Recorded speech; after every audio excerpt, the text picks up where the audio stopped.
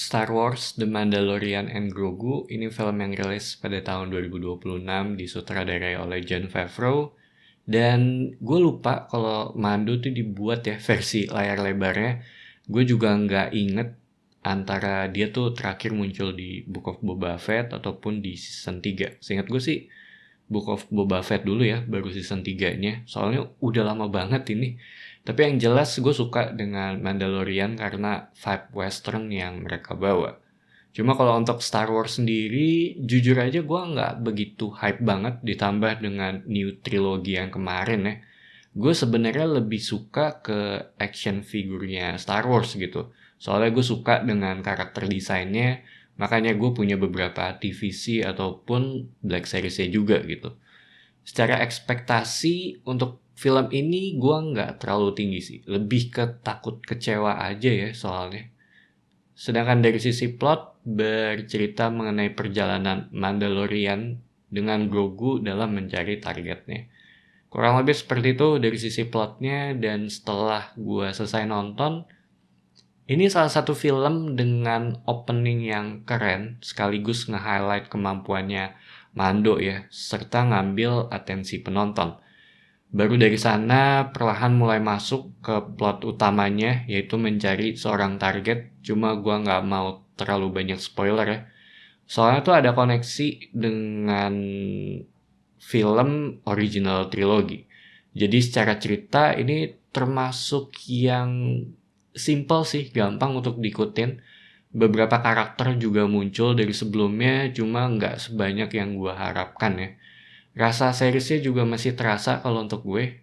Atau mungkin karena udah kebiasaan aja kali ya nonton di layar kecil, ditambah stakes-nya juga kurang terasa.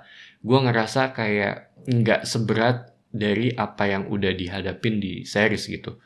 Mungkin kalau yang ngikutin dari awal harusnya udah tahu sih kalau dia tuh menurut gue udah ngelewatin yang lebih berat dari ini.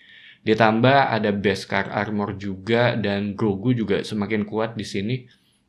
Dan untuk Grogu sendiri, gue ngerasa dia nggak kelihatan capek ketika menggunakan kemampuannya. Buat gue, dia juga termasuk karakter yang terkuat ya di film ini. Soalnya tuh ketika di series, terutama untuk awal-awal ketika dia ngegunain kekuatannya tuh kelihatan capek banget gitu. Dan di sini juga dia ngelewatin masalahnya sendirian, jadi major improvement sih untuk Grogu itu sendiri. Sedangkan untuk Mando, dia lebih ke progress bonding ya, yang semakin kuat dengan Grogu. Dan helmnya juga lepas di sini. Gue ngerasa kalau Pedro Pascal mungkin perlu untuk kelihatan wajahnya. Dan ini juga sempat jadi rumor ya, kalau nggak salah tuh di awal-awal seriesnya dia minta supaya wajahnya lebih sering kelihatan.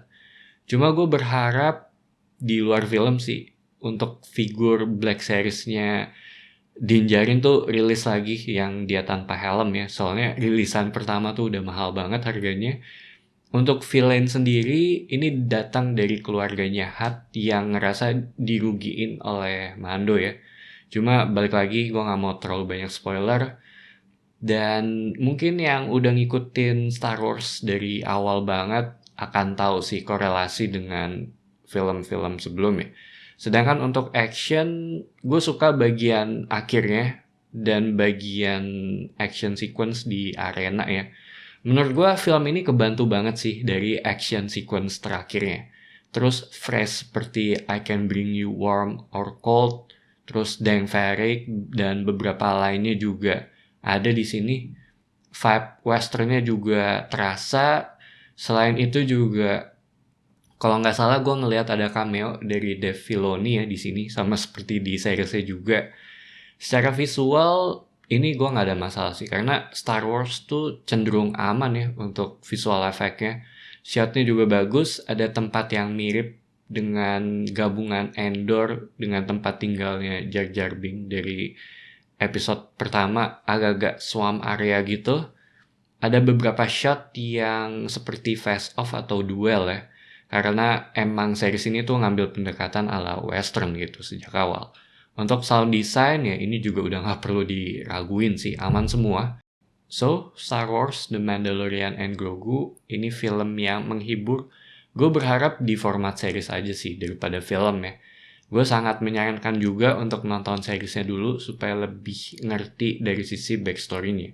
Walaupun masih bisa sih untuk nonton langsung, tapi jadinya akan miss beberapa hal penting ya, kalau menurut gue. Jadi itu aja opini gue untuk film ini. Thank you for watching. It's me Patrick signing off.